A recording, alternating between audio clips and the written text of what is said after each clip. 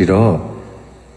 ဖောက်ပြန်တဲ့သူတွေလို့ပဲပြောရမယ်ဆိုရင်ကာမေတုမိစ္ဆာစာရကံကျူးလွန်သူဟာတေကြီးနောက်မှာအဝီစီငရဲနဲ့လောဟကုန်ပြီးငရဲတို့မှာပြင်းထန်စွာခံစားရတယ်ငရဲကလွတ်မြောက်ပြီးတော့လူဘဝကိုရောက်လာလို့ရှင်လေဒီအဖြစ်တွေကိုရမယ်တဲ့လူမုံများတယ်ရန်သူများတယ်ပစ္စည်းလက်လာပါရှားပါတယ်ချမ်းသာဒုက္ခကနေကင်းစိတ်တယ်မိမဖြစ်ရတယ်မဟုတ်ကြားမဟုတ်ပန်တုတ်ဖြစ်ရတယ်ပြီးရင်အမျိုးရုပ်မှာဖြစ်ရတယ်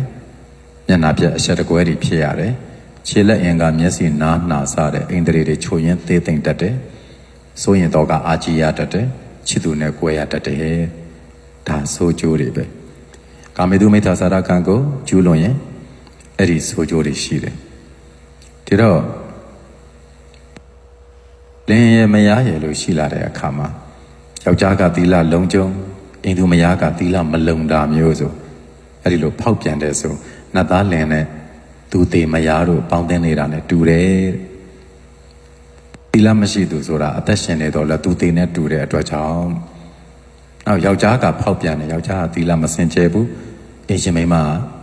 မဖောက်ဘူးသီလစင်ကြယ်တယ်ဆိုရင်သူသေးလင်နဲ့နတ်သမီးတို့ပေါင်းတင်နေတာယောက်ျားကသူသေးပဲသီလမလုံလို့ယောက်ျားနဲ့အိမ်ရှင်မှာနှစ်ယောက်လုံးအကုန်လုံးဖောက်ပြန်တဲ့သူတွေကြီးပဲသီလမစင်ကြယ်ကြဘူးဆိုရင်သူသေးလင်နဲ့သူသေးမယားတို့ပေါင်းတင်နေကြတာဇနီးမောင်နှစ်ဦးလုံးသီလမဖောက်ကြဘူးမဖောက်ပြန်ကြဘူးဒါဆိုရင်သီလစင်ကြယ်တဲ့နတ်သားနဲ့နတ်သမီးဇနီးမောင်နှံတို့ပေါင်းတင်နေတာလို့ခေါ်တယ်လို့အဲ့ဒီလိုလင်မယား၄မျိုးကိုလည်းမြတ်စွာဘုရားဟောထားတာရှိတယ်ဒီတော့ဖောက်ပြန်ကြတယ်ဆိုပြီးတော့ပြောတာဒီကာမနဲ့ပတ်သက်ပြီးတော့မှားယွင်းကြတာပေါ့တမင်ကိုစေတနာတွေပါ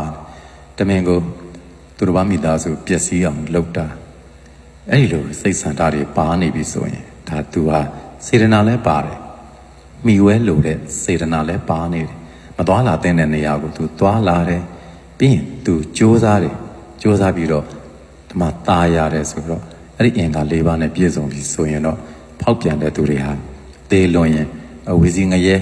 သို့မဟုတ်လောဟကုန်ပြီးငရဲမှာကြမှာပဲလို့ဒီလိုသိထားရမယ်ငရဲကလွတ်ရင်လည်းဘဝဆက်တိုင်းမှာလူမုံများမယ်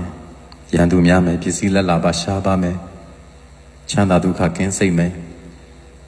အဲ့တော့မိမဘဝကနေမလွတ်မြောက်ဘူးနောက်တစ်ခါ